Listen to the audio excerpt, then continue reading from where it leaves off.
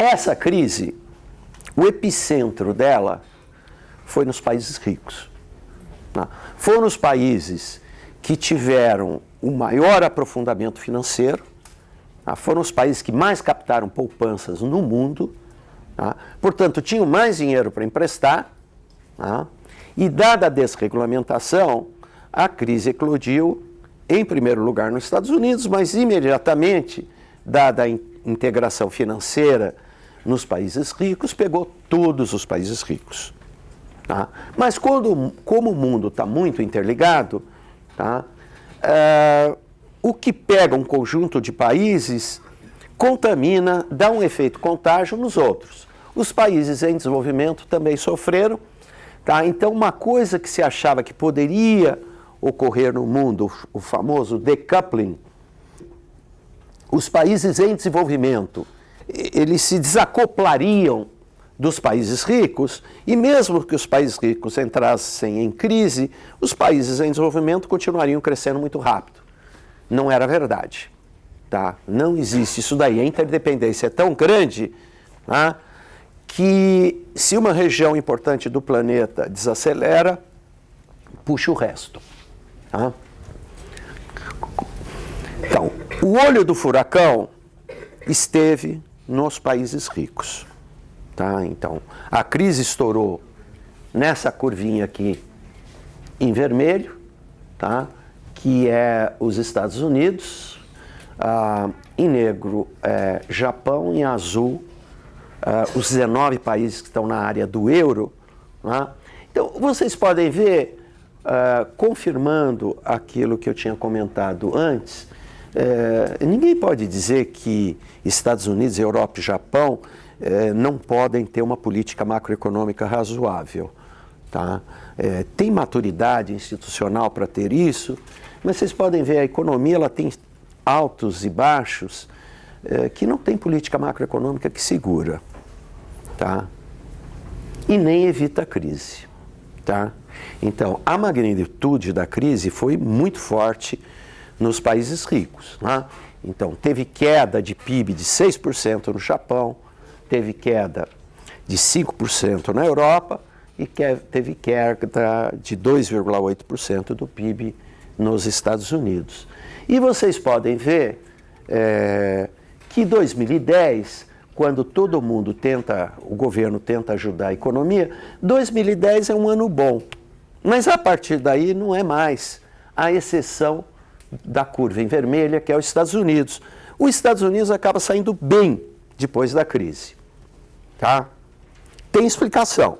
Tá? A explicação é que estava no Banco Central dos Estados Unidos o economista que mais tinha estudado a Grande Depressão e os erros do Banco Central em 29 a 32, 33, que era o Ben Bernanke, um professor de Princeton, e ele, conhecendo como conhecia o que poderia ser feito de política macroeconômica, ele adotou uma política monetária absurdamente agressiva e fez uma coisa que nenhum banco central tinha feito. Tá? Depois de levar o juro para zero, continuou jogando dinheiro no mercado. Tá? Que foi o famoso afrouxamento monetário, que nunca tinha sido feito pelos bancos centrais. E mais do que isso, ele comprou 1 trilhão e 700 bilhões de hipotecas no mercado, né, para ajudar a recuperação do mercado. Ou seja, o Banco Central fez uma coisa também que não fazia, comprar títulos privados. Usualmente o Banco Central compra títulos do Tesouro. Tá? Então, a economia dos Estados Unidos, de qualquer forma, tem muito mais flexibilidade. Portanto, vocês podem ver uma das sequelas, um dos resultados depois da crise, que se a gente olhar nos países ricos, claramente o desempenho dos Estados Unidos é o único que tem um bom destaque. Tanto o Japão como a Europa do euro voltam para a recessão e a projeção é um crescimento extremamente modesto. Ou seja, na média dos países ricos, o dinamismo vai ser menor depois da crise. Por quê? porque o setor privado ainda está endividado e o governo ficou endividado, portanto não tem muito mais estímulo para dar para a economia. Tá? Nos Estados Unidos, diferente do Japão e da Europa, vocês viram nessa última quarta-feira, tá? Teve a reunião do Federal Open Market Committee, que é o Comitê de Política Monetária dos Estados Unidos, tá? E o Banco Central dos Estados Unidos anunciou que até o final do ano vai começar modestamente a aumentar os juros, porque a economia está num ritmo de atividade suficientemente elevada, né? E pode aparecer alguma pressão inflacionária adicional. O mundo rico está numa situação muito peculiar. Eles estão brigando, né, para ver se eles conseguem um pouco de inflação. Tá? A grande ameaça depois da crise, 7 anos depois da crise, nos países ricos é a deflação. Tá? A inflação no Japão e na Europa está rodando em torno de 0,5% ao ano, que é baixíssimo, né? E está todo mundo assustado com a possibilidade de uma deflação, porque a deflação é o pior dos mundos para o devedor e para o sistema bancário. Tá? Porque se os preços estiverem caindo, né, qualquer que seja o juro nominal, o juro real está subindo, portanto é sinal de crise. Tá? É sinal que as empresas não têm condições de honrar seus compromissos financeiros, o desemprego pode aumentar, né, em função disso, ou seja, uma nova crise econômica.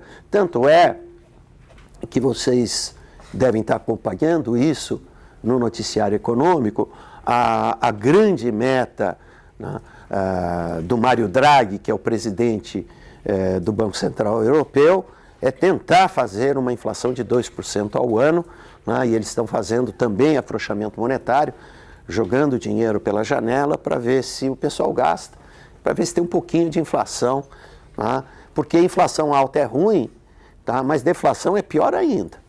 Tá? É sinal de uma crise econômica muito forte. Tá?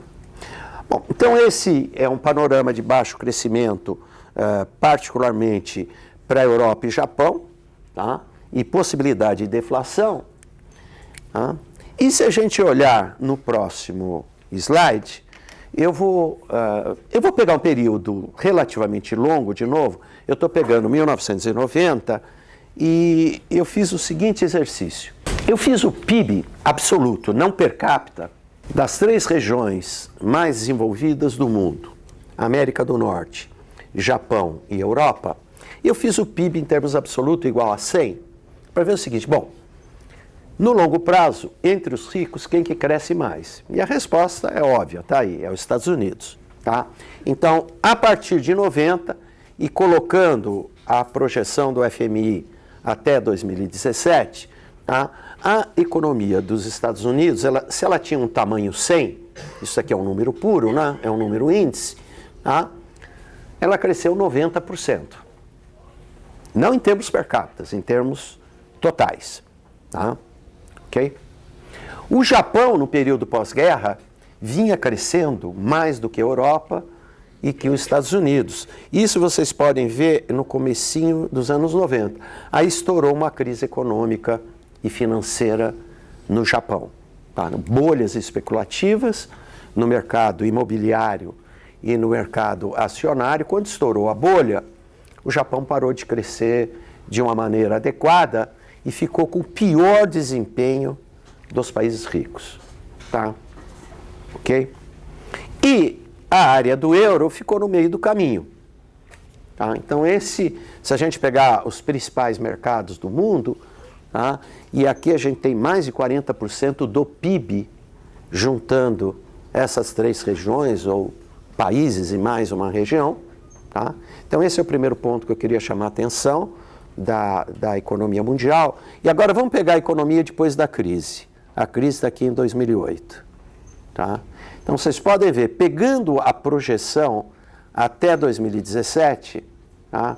Os países ricos não vão fazer o nível do PIB de 2008, com exceção dos Estados Unidos.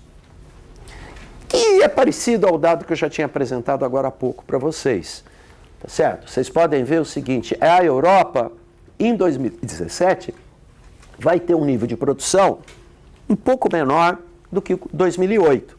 Tá? Então essa foi uma crise com uma outra proporção. Foi uma grande crise. Tá? Então a gente está ainda metabolizando no mundo uma crise que se acredita que pelo menos sequelas ficam pelo menos por uma década. Tá? Ok? Feito isso, deixa eu mostrar para vocês uma outra coisa que está ligada ao ciclo econômico, para a qual a política macroeconômica não consegue controlar: taxa de desemprego. Eu vou mostrar nos países ricos 3 taxas de desemprego. A primeira está aparecendo aqui, Japão, tá? Depois vem a dos Estados Unidos e finaliza com alguns países da área do euro. Tá? Vocês vão ver o seguinte: isso daqui é a taxa de desemprego, tá? No país que tem, vamos chamar assim, o melhor contrato social para defender o emprego. Tá? No Japão, existe, dadas as características econômicas, culturais, tá? E acordos dentro da sociedade, procura-se evitar ao máximo, tá? O desemprego. Tá?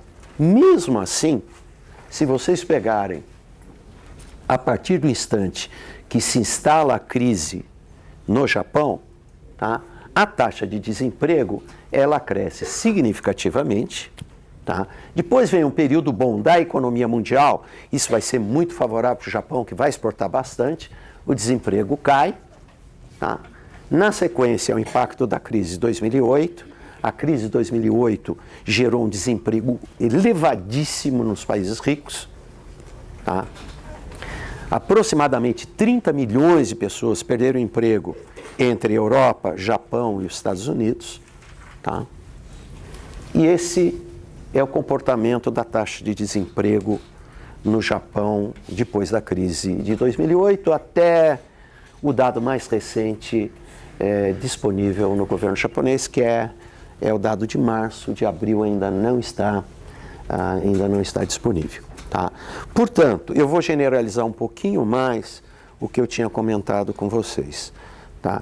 Já que não tem política macroeconômica capaz de estabilizar a produção, portanto, se não estabiliza a produção, o ciclo econômico dá um ciclo de emprego. Tá? Em qualquer economia do mundo. Vocês podem ver, aqui no Brasil é a mesma coisa. A produção desacelerou, a taxa de desemprego deu um pulo para cima. Tá? Ok? Não tem política macroeconômica nem no país onde se faz um acordo, né, para minimizar, despedir funcionários no setor privado. Quando tem uma crise econômica, tá, você consegue evitar, né, um aumento muito significativo na taxa de desemprego. Tá?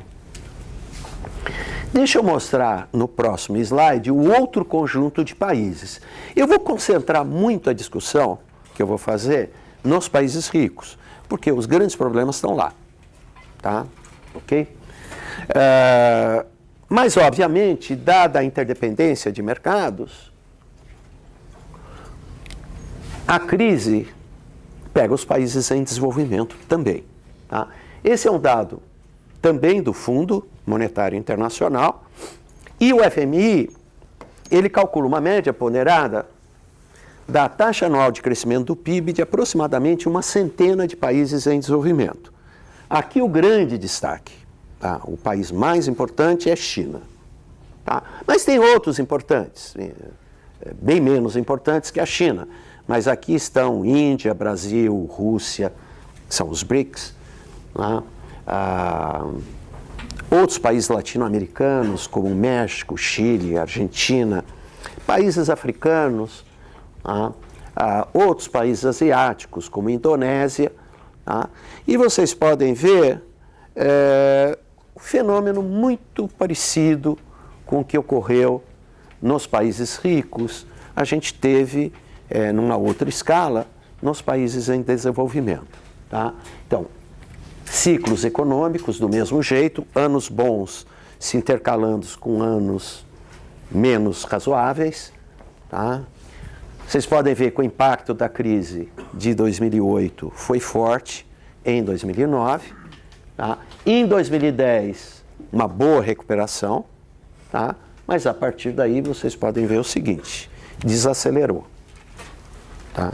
Então, inequivocamente, tá? Pelo que a gente conhece até hoje, a economia mundial está num ritmo de crescimento mais baixo. Isso vale para a China, tá? Vale para os Estados Unidos, tá? Vale para o Brasil, como vale para qualquer outra economia. Tá? Na média, o que se projeta para 2017, com a última rodada do modelo, é um crescimento de 5%. Tá? Mas não é um crescimento próximo a 9%, que é o que estava ocorrendo, vamos chamar assim, na boca da crise. Tá?